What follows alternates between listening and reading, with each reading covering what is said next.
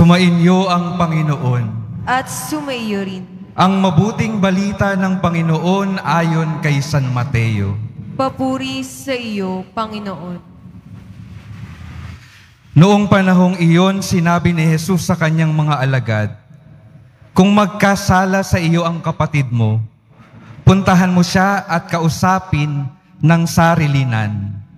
Kapag nakinig siya sa iyo, ang pagsasama ninyong magkapatid ay napapanauli mo sa dati at napapanumbalik mo siya sa Ama. Ngunit kung hindi siya makinig sa iyo, magsama ka pa ng isa o dalawa upang ang lahat ng pinag-usapan ninyo ay mapatunayan ng 2 o 3 saksi.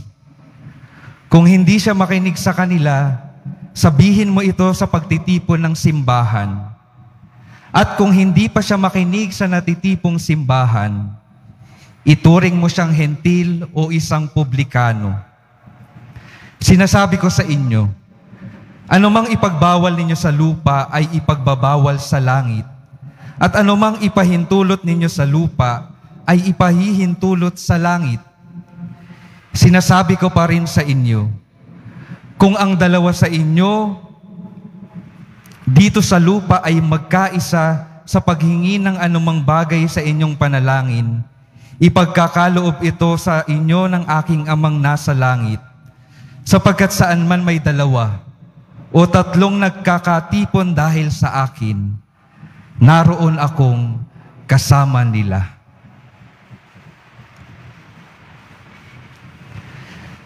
Ang mabuting balita ng Panginoon.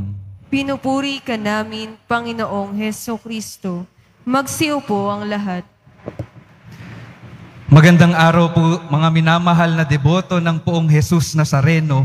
Atin pong papurihan ang ating mahal na Poong Jesus Nazareno.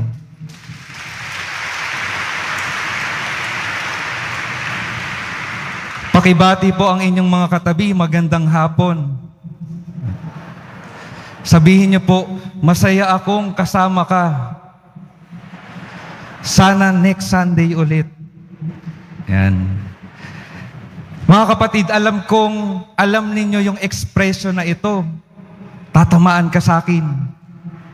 Tuwing kailan natin nasasabi o naririnig ito, hindi ba kapag may nagawang mali yung isang tao sa atin, kapag inaasar tayo, kapag niloloko tayo, di ba isa sa mga expression na sinasabi natin, tatamaan ka sa akin, tumigil ka. Naniniwala ako na nasasabi natin ito dahil sa puso natin, sa kaloob-looban natin, ninanais natin na maitama yung maling nagagawa sa atin ng ating kapwa. Tama ho ba? Kapag may maling nagagawa sa atin, yung ating mga anak, mga kaibigan o sino man, gusto natin na maitama ito. Kung minsan nga lamang, nagugulat tayo kaya ang nasasabi natin, tumigil ka, tatamaan ka sa akin. Nais nating maitama yung ibang tao dahil may pakialam tayo. Ibig sabihin, may pag-ibig tayo sa ating mga kapwa. At mga kapatid, dito tayo gustong masanay ng Panginoon sa linggong ito, sa pagtatama ng ating kapwa, sa pagtatama sa tamang paraan. Hindi yung tatamaan ka sa akin. Ang nais ng Panginoon, ang masabi natin, nais kong itama yung pagkakamali mo. Dahil mga kapatid, ang isang Kristiyano, tayong mga anak ng Diyos, nararapat lamang na may pakialam tayo sa ating mga kapatid na nawawala sa tamang landas. Kaya, iimbitahan ko kayo mga kapatid, sabihin ninyo sa inyong mga katabi, gusto ko magkatama ka. Iba po ata yun. Ang sabihin po natin sa ating mga katabi, gusto ko na maitama ka. Dahil may pakialam ako sa iyo. At dahil mahal kita. Ayan po, anong mangyayari sa mundo kung hindi tayo makikialam sa mga maling nangyayari? Magpapatuloy po yung pagkakagulo Anong mangyayari sa mundo kung hindi tayo magtatama sa ating kapwa? Maghahari po yung kasamaan. Anong mangyayari sa atin kapag hindi tayo gagawa ng paraan upang magbigay ng babala sa mga taong nagkakasala? Mawawala tayong lahat sa kaligtasan. Hindi lamang yung nakakagawa ng mali, pati tayo na nakakakita ng mali. Napakinggan po natin sa unang pagbasa, sabi ng Panginoon, "Ikaw, tao, ay ginagawa kong bantay. Anumang marinig mo sa akin, ay sabihin mo sa kanila." Tayo pong lahat, sinasabihan ngayon ng Panginoon, ginagawa niya tayong bantay. Anumang marinig niyo sa araw na ito, kapag kayo ay nakikinig sa Panginoon, pag-uwi ninyo sa inyong pamilya, ibahagi ninyo. Pag-uwi ninyo sa inyong mga kaibigan, pag bumisita kayo, kasama nyo sila, ibahagi na nyo ito. Lalo na kung ang inyong napakinggan at nakikita sa inyong mga kapamilya at kaibigan ay malayo sa tama. Meron po tayong responsibilidad na magtama at magbigay ng babala. Anong mangyayari kapag hindi tayo nagbigay ng babala o ng pagtatama? Sabi sa unang pagbasa ng Panginoon, kasama kang mananagot, lagot ka. Kung masabihan mo naman sila at hindi sila makinig, hindi ka na mananagot, sabi ng Panginoon. Basta nagawa mo ang alam mong tamang gawin mo. Ano pong mahirap minsan kung sa pagtatama ng ating kapwa?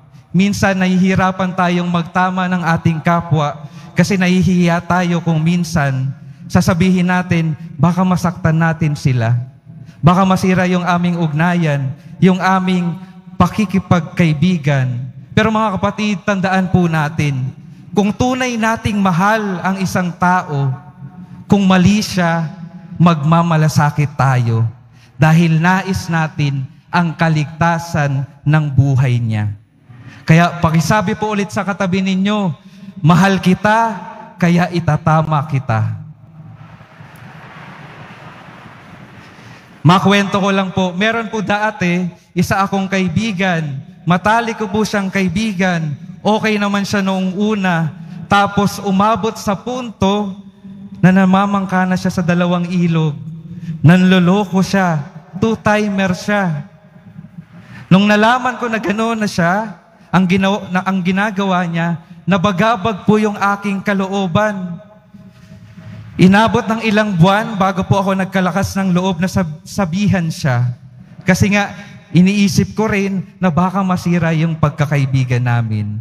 Pero alam ko na nung panahon na iyon na mali yung ginagawa niya at nais ko siyang maitama. Sabi ko sa kanya, nilapitan ko siya isang araw, kapatid, bilang kaibigan na nagmamahal at nag-aalala sa iyo, mali na yung ginagawa mo.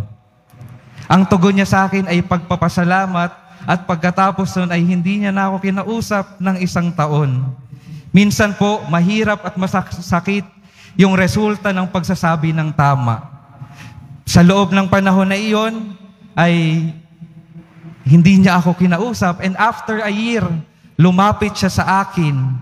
Sa loob daw ng panahon na iyon, na-realize niya yung kanyang pagkakamali at nabitawan din niya yung kanyang pagkakamali at nagpapasalamat at humihingi siya ng tawad sa kanyang ginawa. Isipin po ninyo, kung hindi ako nagsalita, hanggang kailan siya mabubuhay ng mali? At mga kapatid, kung hindi kayo magsasalita ng tama, hanggang kailan mananatili ang masama sa ating mundo? Kaya ang napakahalagang imbitasyon sa atin ng Panginoon ngayong linggo, masanay tayo nawang magsalita kapag may nakikita na tayong kamalian. At sa pagtatama, nawa ang motibasyon natin ay pagmamahal natin sa ating kapwa. Bakit mahalaga yung pag-ibig sa pagtatama ng ating mga kapwa? Kasi kung walang pag-ibig, yung pagtatama natin, yung tendency ng ating pagtatama ay makasakit. Mapahiya natin sa iba yung nagkamali. o kaya naman ipopost natin sa Facebook yung kanyang pagkakamali, paparinggan natin. Anong resulta? Hindi na naitama yung pagkakamali, lalo pang lumalim ang hindi pagkakaintindihan sa inyong ugnayan, lalo pang nailayo sa kaligtasan. Kapag may pag-ibig, mga kapatid, kasamang nagpapasensya at nag-uunawa sa taong nagkamali. At sundan natin yung prosesong ibinibigay sa atin ni Jesus sa Ebanghelyo. Sabi ni Jesus sa Ebanghelyo, kapag may nagkasala sa iyo, puntahan mo siya at kausapin ng sarilinan. Iyan yung unang napakahalagang gawin. Kasi nga, kadalasan ang nangyayari sa panahon ngayon, kapag may nakagawa ng mali sa iyo, bago niya malaman na may nagawa siyang mali, nalaman na ng buong barangay. Sabi ni Jesus, hindi ganoon. Lapitan mo yung nagkamali sa iyo. Kausapin mo ng sarilinan. Sabihan mo ng mahinahon ang pagtatamang gusto mong sabihin sa kanya. Kung hindi siya makikinig, magsama ka pa ng iba. At kung wala pa rin, ay humingi ka ng tulong sa simbahan. Pero napakalaga noong unang step, kausapin ng sarilinan. Nung college po ako, may dalawa akong kaklase. Nasobrahan yung isa sa pang-aasar niya nung isang araw na iyon. At kinagabihan, nilapitan siya nung naasar. Sabi niya, medyo nainis ako sa pang-aasar mo kanina. Sumobra ka na. Dahil maayos yung kanilang pag-uusap, maayos yung pagtatama at bukas yung itinatama, naging mas maayos yung pagkakaibigan nila. Mas lumalim yung kanilang ugnayan. Mas komportable sila na napagsasabihan yung bawat isa. Ibig sabihin ba nun ay hindi na sila nag-aasaran? Kapag magkakasama pa rin po kami, nag-aasaran pa rin sila. Pero alam na nung isa yung kanyang hangganan. Mga minamahal kong mga kapatid, ang ikalawang mahalagang imbitasyon, oo, mahalagang matuto tayong magtama, ngunit mahalaga rin na bukas tayo sa pagtatama ng iba. Dahil totoo naman na nakakagawa tayo ng pagkakamali kung minsan at kailangan natin ng paalala ng iba upang maibalik tayo sa tamang landas. Kailangan nating maging bukas din sa pagtatama ng iba. Sila rin ay nagpapaalala na kung minsan tayo ay nawawala. Dati po nung nagtatrabaho ako, nung patapos na po akong magtrabaho, nagpaalam na po ako sa aking mga katrabaho after mga 6 months. At dahil babalik na ako sa formation ko ng pagpapari, sabi ng mga katrabaho ko, naku Father, aalis ka na. Babalik na kami sa pagiging masama. Nakakatawa dahil sa presensya ko ay napapaalalahanan sila kung ano yung tama. Pero pinaalala ko rin sa kanila. Sabi ko, yung presensya ng Diyos na nasa sa akin, nasa sa inyo rin. Kaya kung wala na ako sa piling ninyo, sana maalala ninyo na nananahan si Jesus sa bawat isa sa inyo. Maalala nyo pa rin sana na piliin palagi yung tama. Dahil nasa sa bawat isa ang ating Panginoong si Jesus. Mga kapatid, hindi lamang po sa amin na nananahan si Jesus.